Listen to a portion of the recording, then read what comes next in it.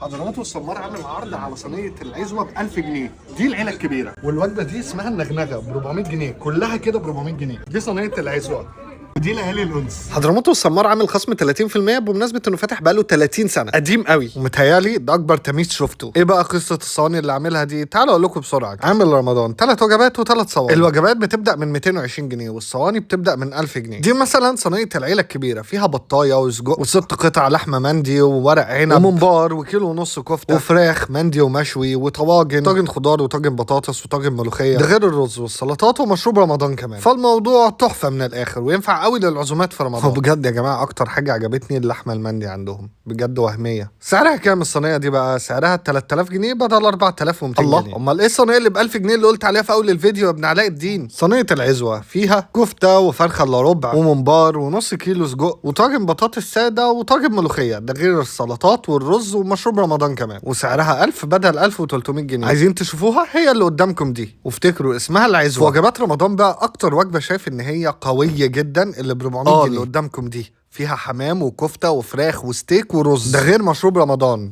وهي الفرد واحد يعني 400 جنيه بس سعر الاكل ده كله في الوجبه وبس كده. وعنده حاجات تانية رمضان بس دول اللي انا ركزت عليهم. واخيرا ما تنسوش تتابعوني عشان اللي جاي لسه كتير.